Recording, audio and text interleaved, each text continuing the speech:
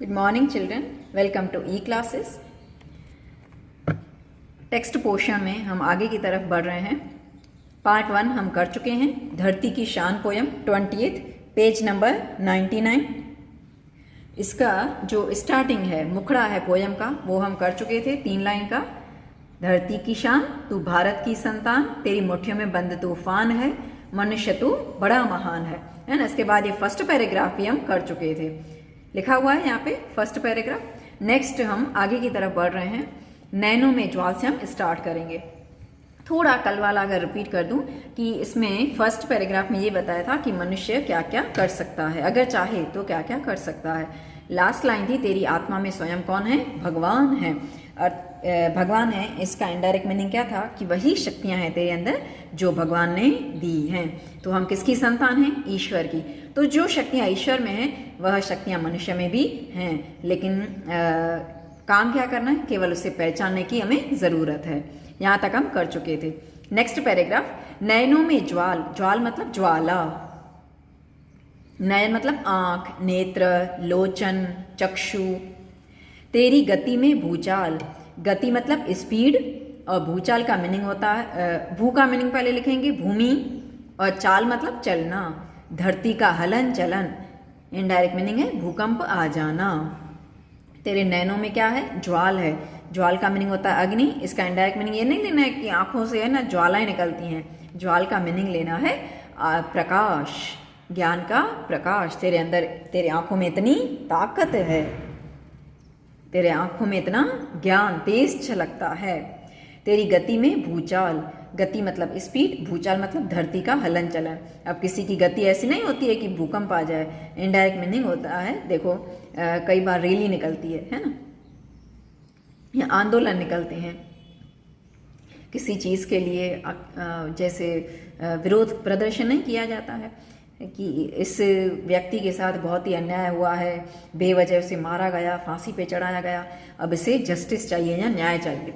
तो सरकार जो है मानती नहीं है, या कई बार है ना सबूत दबा दिए जाते हैं। जो सामने विरोध अन्याय करने वाला व्यक्ति है वो बहुत ही शक्तिशाली होता है, अपनी शक्तियों का मिसयूज़ करता है, तो जनता जो है उसके खिलाफ आवाज़ उठा के खड़ी हो जाती है कि नहीं, हमें न्याय चाहिए। तो जब बहुत सारे लोग, आवाज़ देखो कौन शुरू करता है? एक जना शुरू करता है, उसके पीछे पीछे बहुत सारे लोग चल पड़ते हैं, और इस प्रकार आंदोलन का रूप वह रैली ले लेती है ना। और इस प्रकार समूह में लोग क्या करते हैं? आवाज़ उठाते हैं। तो इतने सारे कदमों की एक साथ आवाज़ आती है ना, तो ऐसे लगता है जैसे भूचाल आ चुका हो। भूचाल का मतलब वो नहीं कि धरती है ना हिल जाती है, भूकंप आ जाता है रियल में। इनडायरेक्ट मीनिंग है बहुत बड़ा परिवर्तन आ जाना।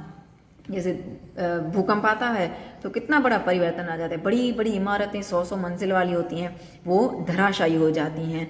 इतने बड़े बड़े महल जो कहा जाता है मजबूत है, इनकी नींव बहुत मजबूत है, वो भी एक पल में गिर जाते हैं। कहाँ से कहाँ, क्या से क्या पहुंच जाता है। तो जब तुम आवाज़ उठाते हो, तेरे नैनों में अर्थात तेरे अंदर इतनी शक्ति होती है और आवाज़ उठाते हो, तो लगता है जैसे भूकंप जैसी स्थिति आ चुकी है। इतना बड़ा परिवर्तन तुम ला सकते हो। तेरी छाती में छिपा महाकाल है। छाती मतलब हमारी छाती, छिपा मतलब छिपा हुआ, महाकाल ये महादेव का नाम है। तेरे अंदर कौन बसे हुए हैं? महाकाल, अर्थात ईश्वर स्वयं साक्षात तेरे अंदर विराजमान है। उसे केवल पहचानने की जरूरत है हमें। पृथ्वी के लाल मतलब पुत्र, संतान। हम इस पृथ्वी के क्या हैं? संतान हैं। तेरा हिमगिरी सा भाल। हिमगिरी मतलब हिमालय पर्वत। हिम मतलब बर्फ, गिरी मतलब पर्वत। हिमालय से बर्फ से ढका हुआ पर्वत। सा मतलब के समान। भाल मतलब हमारा माथे का हिस्सा, जिसे हम फॉरहेड कहते हैं, उसे कहते हैं भाल। अब हिमगिरी सा भाल क्यों कहा है? क्योंकि देखो हिमालय पर्वत हमारे भारत का सबसे ऊंचा लंबा पर्वत है ना। तो जितनी उसकी ऊंचाई है उतनी ही ऊंचाई, उतनी सफलता तेरे भाल। अब देखो कई बार है ना हम ऐसे सोचते रहते हैं, तो हमारा जो ये भाल कपाट होता है ना, कपाल भी कहा जाता है उसे। ऐसे रेखाएं बनने लगती हैं। तो जो पुराने समय में लोग होते थे ना, बहुत ही दूरंदेशी होते थे, वो है ना किसी बच्चे को या किसी व्यक्ति के माथे की, ये माथे पे जो रेखाएं बनती हैं ना भाल पर, उस पर से समझ जाते थे कि ये व्यक्ति या ये बच्चा आगे चल के क्या बनेगा। तो कई बार ऐसे कोई व्यक्ति बोलता है कि मेरी किस्मत में ये लिखा था, तो जब किस्मत की लिखी की बात करते हैं ना, तो अपने माथे पे हाथ फेर के बताता है, मतलब अपने आँखों के ऊपर वाला जो हिस्सा है ना, माथा, फॉरहेड, उसको हाथ लगा के बोलता है कि ये चीज़ मेरी किस्मत में लिखी है या ये चीज़ मेरी किस्मत में लिखी नहीं है, मैं कोशिश करता हूँ लेकिन मुझे वो चीज़ मिली नहीं रही है। तो उसे क्या कहा जाता है? भाल। का हिमालय पर्वत जैसा तेरा क्या है? भाल। बहुत ऊंचा वो है तेरा माथा है। माथा का इनडायरेक्ट मीनिंग क्या लेना है? तेरी सोच। तेरी सोच इतनी बड़ी है और तुम तो इस पृथ्वी के क्या हो? संतान हो। तो देखो, जो माता में गुण होते हैं वही किस में आते हैं? उनकी औलाद, उनकी संतान में आते हैं, है ना। तो कह रहे हैं कि जितनी धैर्य की शक्ति, जितनी सहन शक्ति पृथ्वी के अंदर है, तो तुम भी तो उसी के पुत्र हो, तो तुम्हारे अंदर भी वही शक्तियां हैं। जितना ऊंचा पर्वत है हिमालय पर्वत, उतनी ही ऊंचाई तेरी भी है, अर्थात तुम भी उतनी ऊंचाइयों को प्राप्त कर सकते हो। तेरी भ्रुकुटी में तांडव का ताल है। भ्रुकुटी मतलब भौं। देखो नीचे मीनिंग्स में दिया हुआ है, भौं, ये रहा भ्रुकुटी, भौं। अभी ये देखो, हमारी जो आंखें होती है ना, इसके ऊपर जो हमारी हड्डी पाई जाती है उसे आईब्रो भी हम कहते हैं। जहाँ आईब्रो होते हैं हमारे, मतलब छोटे छोटे बाल होते हैं, वहाँ पर ईश्वर ने क्या बनाई है? हड्डी बनाई है। उसे क्या कहा जाता है? भ्रुकुटी में तांडव का ताल है। तांडव आपको पता है, शिव जी का नृत्य, तांडव का ताल। ताल मतलब ताल, और जैसे कोई नृत्य करके दिखाता है, ठीक है, तो केवल वो शरीर से प्रकट नहीं करता, या हाथ पैर हिला दिया और नृत्य हो गया ना, उसमें आँखों का जो रिलेशन होता है या आई कनेक्शन होता है, वो बहुत ही इम्पोर्टेंट रखता है। कोई व्यक्ति डांस कर रहा है, बहुत ही जोश वाला गाना है, और उसकी आंखों में वो चमक नहीं है, और दूसरा बच्चा जो है या दूसरा व्यक्ति ये डांस कर रहा है और साथ साथ उसकी आंखों से भी वो तेज झलक रहा है। मान लो तांडव का नृत्य कर रहा है और वो केवल शरीर से किए जा रहा है कि मुझे ये स्टेप करने हैं, लेकिन उसकी आंखों में वो चमक दिखाई नहीं दे रही है, वो किसी भी प्रकार के एक्सप्रेशन दे ही नहीं पा रहा है, तो उसका तांडव का ताल किस इतना इम्पोर्टेंट या इतना अफेक्टिव नहीं लगेगा। इसके अगेंस्ट में जो आंखों से भी पूरे के पूरे भाव प्रकट कर रहा है कि मैं तांडव का नृत्य करके दिखा रहा हूँ, तो उसी व्यक्ति का क्या माना जाएगा? मीनिंगफुल डांस माना जा सकता है। तो कहा है कि तेरी आंखों में क्या छुपा हुआ है? तांडव का ताल है। आपको पता है ना, तांडव ये शिव जी का नृत्य माना जाता है। तो इनडायरेक्ट मीनिंग है तेरी आंखों के ऊपर या तेरी आंखों में इतनी बड़ी शक्ति समाई हुई है। निज को तू जान। निज मतलब स्वयं, खुद को, अपने आप को जानने की ज़रूरत है। ज़रा शक्ति पहचान, अपनी शक्तियों को पहचानने की ज़रूरत है। तेरी वाणी में युग का आह्वान है। वाणी मतलब हमारी ज़बान, हमारी बोली, हम कैसे शब्द बोलते हैं, उसे वाणी कहा जाता है। युग का आह्वान, युग मतलब युग और ज़माना, आह्वान मतलब चैलेंज। हिंदी में कहते हैं चुनौती, ललकार। यदि तुम किसी को बोल दो ना कि हाँ मैं ये काम करके दिखाऊंगा, तो इनडायरेक्ट मीनिंग है आप जब चुनौती देते हो तो ये आपकी चुनौती में कितना आत्मविश्वास है, कितनी ताकत है, ये आपके शब्दों से पता पड़ जाता है। अभी आप एक एग्जांपल ले लीजिए। सूरत में एक किनारे से शुरू की थी गांधी जी ने यात्रा, दांडी से शुरुआत की थी, आपको याद हो, और ये यहाँ से लेकर पद यात्रा शुरू की थी गांधी जी ने। बहुत किलोमीटर ये लोग पैदल पैदल चले थे, उसे दांडी मार्च भी कहा जाता था या दांडी यात्रा भी कहा जाता है। शायद ये सूरत के आजू बाजू या दांडी से शुरुआत की थी या अंत दांडी तक किया था, इसका आप SST में पढ़ चुके होंगे। मुझे बहुत क्लियर याद नहीं आ रही है वो डेट कौन से साल में, 1930 या 1932 में उन्होंने शुरुआत की थी, ठीक है, पद यात्रा शुरू की थी। अब उन्होंने कहा कि ब्रिटिशों ने नमक पे इन्होंने टैक्स लगा दिया था, उसे हिंदी में कर कहा जाता है।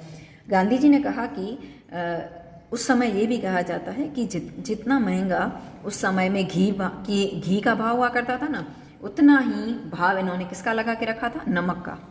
अब ब्रिटिशर भी बहुत स्मार्ट थे, खूब लूटना जानते थे वो, फाइनेंशियली पूरा नोच लिया था हमारे भारत को, है ना। ज़्यादा से ज़्यादा टैक्स लगाना और बेनिफिट किसानों को, मजदूरों को कुछ भी मिलता नहीं था। उन्होंने घी के भाव में किसको रख दिया था, टैक्स लगा दिया था नमक पे। अब वो भी जानते थे कि नमक ऐसी वस्तु है कि उसके बिना कुछ बन ही नहीं सकता। आप चाहे छोटी सी मामूली सी सब्जी बनाने जाएं, चावल बनाने जाएं, या कोई भी है ना रेसिपी बनाने जाएं, सारे के सारे मसाले डले हुए हैं, सारी चीज़ें अच्छी डली हुई हैं, सब्जियाँ अच्छी हैं, लेकिन नमक ना हो तो उसके बिना कोई टेस्ट आता नहीं है सब्जी में। तो ये क्या है, हमारी जीवन की बहुत ही ज़रूरी चीज़ मानी जाती है। तो उस चीज़ पे टैक्स लगा दिया। अब ये चीज़ तो हर कोई इंसान खरीदेगा, है ना, नमक नहीं खरीदने जाएगा, फीकी भाजी फीकी सब्जी कैसे खाएगा। तो गांधी जी ने कहा कि ये नमक हमारे ही देश में मिलता है, समुद्र में से निकाला जाता है, उस पर प्रोसीजर करके हमारे ही देश में ये सब बनता है। तो जो वस्तु हमारे ही देश में बन रही है और उसका रॉ मटेरियल या हमारे ही देश के समुद्र में से निकल रही है, उस पर इतना टैक्स क्यों लगाया है। तो गांधी जी ने पदयात्रा शुरू की थी। 500,000 किलोमीटर पद यात्रा करके उन्होंने शुरुआत अकेले की थी कि मैं यहाँ से शुरुआत करने वाला हूँ पद यात्रा करके, और उनके साथ हज़ारों लाखों लोग क्या हो गए थे, उसमें जुड़ गए थे। एक साथ इतनी सारी पब्लिक इनके साथ खड़ी हो गई थी। तो ये क्या था, गांधी जी का वाणी में ताकत थी। उन्होंने खाली अनाउंस किया कि मैं यहाँ से अपनी पदयात्रा शुरू करने वाला हूँ, जिसको भी नमक पे लगे हुए टैक्स को हटाना है वो मेरे सपोर्ट में आएगा। तो लाखों लोग उनके साथ पदयात्रा करते हुए उनके साथ जुड़ गए थे। तो ये थी उनकी वाणी की शक्ति कि आप किसी को चैलेंज कर सकते हो। कोई आपको कहे कि है ना, तू तो हमेशा है ना इतने 100 में से 40 मार्क्स ही लेके आता है, आपके मन को चुभता है कि इसने ऐसे कैसे बोला मुझे, अब देख मैं तुझे क्या करके दिखाता हूँ। और आपके अंदर वो एक ताकत आ जाती है ना, और आपकी वाणी से भी वो ताकत छलकती है कि नहीं, अब मुझे इसने जो अपमान किया है ना उसका बदला, मुझे उसमें चेंजेस करके दिखाना है कि हाँ अब मैं 100 में से 40 नहीं बल्कि 80 अब भी ला के दिखा सकता हूँ। तो ये होता है हमारी वाणी का प्रभाव। धरती सा धीर, धीर मतलब धैर्यवान, जिसमें सहन शक्ति हो। अब धरती के अंदर, धरती सा कहा है, सा मतलब के समान।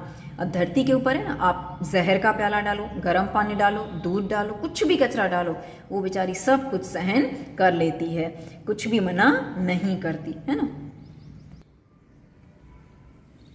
तो इसीलिए मनुष्य को क्या कहा है कि मैं तुम्हारे अंदर धरती सा धैर्य है, तू है अग्नि सा वीर।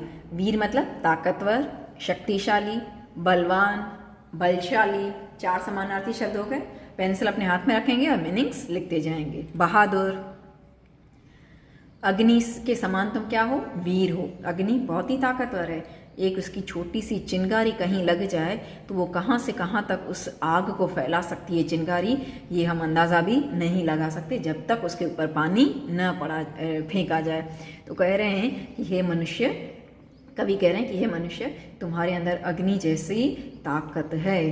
अब अग्नि जलाने का काम करती है, तो इसका मतलब ये नहीं कि तुम जला सकते हो, इनडायरेक्ट मीनिंग है तुम बहुत बड़ा परिवर्तन ला सकते हो। तू जो चाहे तो काल को भी थाम ले। काल को, काल मतलब समय, थाम मतलब कंट्रोल करना। अब इसका इनडायरेक्ट मीनिंग है समय को थाम लेना, अर्थात असंभव कार्य को भी संभव करके दिखा सकते हो। क्या समय को हम कंट्रोल में कर सकते हैं कि मुझे यहाँ गांव में अपनी नानी के घर पे बहुत मज़ा आ रहा है, मैं समय को अपने कंट्रोल में कर लेता हूँ ताकि मैं यहीं पढ़ा रहा हूँ? ना, ऐसा नहीं हो सकता। तो इनडायरेक्ट मीनिंग है तुम्हें लगता है कि कोई वस्तु, कोई काम असंभव है, तो तेरी आत्मा शक्ति के द्वारा तुम अब उस असंभव कार्य को भी क्या कर सकते हो, संभव कर सकते हो। पापों का प्रलय रुके। प्रलय मतलब तूफान। पापों का प्रलय रुक सकता है। जैसे गांधी जी का हम एग्जाम्पल इसमें भी ले सकते हैं कि जो अत्याचार हो रहे थे वो एक किसके समान थे, तूफान के समान थे। तो जैसे ही इतने सारे देशभक्तों ने, इतने सारे जो वीर थे, उन्होंने कितनों ने अपनी जान बलिदान कर दी, न्यौछावर कर दिए अपने प्राण, और लास्ट में न जान 200 सालों तक हम लोग क्या करते रहे, उनके साथ लड़ते रहे। तो ये पापों का प्रलय रुका किसकी वजह से? क्योंकि मनुष्यों ने, इतने सारे व्यक्तियों ने मिलकर क्या की, कोशिशें की थी, है ना। तो ये पापों का प्रलय रुका क्यों? क्योंकि मनुष्य के अंदर वो सामना करने की, अन्याय को दूर करने की ताकत थी। पशुता का शीश झुके। पशुता मतलब जानवरपन। जिसमें जानवरों के जैसे गुण हों, उसे कहते हैं पशुता। दानवता भी कह सकते हैं। शीश झुके, जो पाप कर रहा है, अत्याचार कर रहा है, वो किसके समान है? पशु के समान है। तो उसका तुम क्या झुका सकते हो? शीश। शीश मतलब सिर, इनडायरेक्ट मीनिंग है उस पे, उसको तुम पराजित कर सकते हो। जैसे ब्रिटिश मान गए कि हाँ अब हम इस देश को क्या करेंगे, छोड़ के अपने इंग्लैंड वापस चले जाएंगे और हम अब देश को क्या दे रहे हैं? आज़ादी दे रहे हैं। अब देश इनके हवाले है, जैसी इनकी मर्जी होगी वैसे वो अपनी आज़ादी से ज़िंदगी जी सकते हैं। तो इनका शीश झुकाया किसने? केवल मनुष्यों ने ही, अपनी आत्मशक्ति से। तू जो अगर हिम्मत से काम ले, कहा कि अगर तुम हिम्मत से काम लोगे तो तुम गुरु सा मतिमान, गुरु मतलब गुरु के जैसा, शिक्षक के जैसा, मतिमान मतलब, मति का मीनिंग होता है बुद्धि, उसे प्रज्ञा भी कहते हैं, अकल भी कहते हैं। तुम्हारे अंदर वही बुद्धि है जो तुम्हारे गुरु में है। पवन सा तू गतिमान, पवन वायु हवा है ना, पवन वायु के समान तू गतिमान है। अब हवा की गति ना सबसे ज्यादा तेज मानी जाती है। वह 1 सेकंड इधर आंगन में होगी तो 1 सेकंड में कहाँ से कहाँ दूसरी सोसाइटी में पहुंच जाएगी, या कहाँ से कहाँ रेगिस्तानों में पहुंच जाती है। क्या हम उसे रोक सकते हैं या अपने कंट्रोल में कर सकते हैं? ना। तो कह रहे हैं कि तेरे भी अंदर भी उतनी ताकत है, तुम कहाँ से कहाँ पहुंच सकते हो। पवन के समान गतिमान मतलब यूं नहीं हम उड़ के जा सकते हैं। इनडायरेक्ट मीनिंग है हम अपने प्रयत्नों से, अपने आत्मबल से ऐसी गति अपने जीवन में ला सकते हैं। तेरी नभ से भी ऊंची उड़ान है। नभ मतलब आकाश, गगन, आसमान, अंबर। कहा तेरी नभ से भी ऊंची उड़ान है। उड़ान मतलब उड़ना। इनडायरेक्ट मीनिंग देख लेंगे कि आकाश जो है ना वो किसी ऐसे सतह का नाम नहीं है। हम ऊपर चलते जाएं, हमको ऐसे ज़मीन पे बैठे ना तो ऐसे लगता है कि ये आकाश जो है एक लिमिट है, आसमानी रंग का कुछ बना हुआ है सतह, उसको टच करेंगे वहाँ पे आसमान खत्म हो जाता है। लेकिन आसमान असीम है, इसीलिए इसका नाम क्या रखा गया है? आसमान, है ना, जिसकी कोई सीमा न हो। ऊपर चढ़ते जाएंगे, बादलों का समूह हमें मिलता जाएगा। कई बार हम हिल स्टेशन पे जाते हैं, बहुत ऊंचे पर्वत पे पहुंच जाते हैं ना, तो बादल हमारे पैरों के तले जाते हुए दिखाई देते हैं। हम उन्हें पकड़ तो नहीं सकते क्योंकि केवल उसे देख सकते हैं, महसूस कर सकते हैं, लेकिन उसे छू नहीं सकते। तो जैसे आसमान का कोई लिमिट या सीमा नहीं है, उसी प्रकार तुम भी इस प्रकार की ऊंचाइयों को छू सकते हो। आज जो ये इतनी टेक्नोलॉजी हमें दिखाई दे रही है, ये भी किसकी शक्ति है? मनुष्य की तो शक्ति है कि नहीं? इस प्रकार पहले के समय में संदेशा पहुंचाने में इतने घंटों के घंटों दिन लग जाते थे कि एक राजा एक राज्य से दूसरे राज्य में संदेशा पहुंचा रहा है तो 10 दिन 12 दिन भी लग सकते हैं, क्योंकि पदयात्रा करते हुए या मान लीजिए बैलगाड़ी में बैठ के जा रहा है या हाथी पर सवार होके जा रहा है तो कितने दिन लग जाते थे। जबकि आज हम एक मैसेज को 1 सेकंड में, 1 पल में पहुंचा सकते हैं। तो इतनी तरक्की कैसे की? इंसान की बुद्धि के द्वारा। इंसान ने अपने आत्मबल से इतनी तरक्की की है कि 1 सेकंड में वह विदेश में बैठे हुए व्यक्ति को क्या कर सकता है? मैसेज कर सकता है ना। तो इंसान की क्या है? ये अंदरूनी ताकत है, जिसे कवि ने कहा है तुझे अपने आप को क्या करना है? पहचानना है। तेरे अंदर अग्नि सा तेज है और धरती के समान धैर्य भी समाया हुआ है। तुम चाहो तो आकाश से भी ऊंची तुम सफलता प्राप्त कर सकते हो। आई होप आपको इनडायरेक्ट मीनिंग इस चैप्टर का अच्छे से समझ में, इस पोयम का अच्छे से समझ में आ चुका होगा। अब हम शब्द समूह करेंगे। हिमगिरी, एक ही शब्द समूह यहाँ पर दिया है। नेक्स्ट पेज पे हम आगे बढ़ेंगे। नेक्स्ट पेज 100 पेज नंबर पे आ जाएंगे हम। एक वाक्य में उत्तर दी, ये लिखेंगे आप। इसके बाद सविस्तार उत्तर लिखें, ये भी करने हैं आपको। पंक्तियों का भाव स्पष्ट कीजिए, ये आप नहीं करेंगे। इसके बाद समानार्थी शब्द, भूचाल, भूकंप, धरतीकंप भी कहा जाता है ना। हिमगिरी, हिमालय, वाणी, जबान, झीब भी कहते हैं।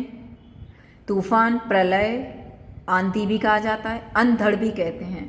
भूचाल, भूकंप, धरतीकंप, हिमालय, हिमगिरी, वाणी, जबान, जिह्वा, जीभ, तूफान, प्रलय, आंधी, अंधड़, अमृत, सुधा कहते हैं उसे, अमृत, सुधा, धीर, धैर्य, सब्र भी कहते हैं। हिम्मत, साहस, नभ, इसका मीनिंग बता चुकी थी, 3-4 समानार्थी शब्द। आसमान, गगन, अंबर, निज, स्वयं, खुद। विलोम शब्द, अमृत, विष, जहर, अंबर, धरती, अमर, मृत, धीर, अधीर, वीर, निर्बल, पाप, पुण्य, जीवन, मृत्यु। सही विकल्प चुने। तू जो चाहे पर्वत पहाड़ों को फोड़ दे, पृथ्वी के लाल तेरा हिमगिरी सा, भाल, डैश को तू जान जरा शक्ति पहचान, निज, निज को तू जान। 4, तू जो चाहे अगर हिम्मत से काम ले। हो गया यहाँ तक। काव्य पंक्ति पूर्ण कीजिए। ये फिलहाल आपको नहीं करनी है। जो भी पोयम कंप्लीट द पोयम के तौर पे पूछी जाएगी वो मैं आपको बता दूंगी, है ना, कौन सी आएगी कंप्लीट द पोयम के तौर पर। ओके, ये पूरा का पूरा चैप्टर आप लिख लेंगे शब्द समूह से लेकर। ओके बेटे, थैंक यू।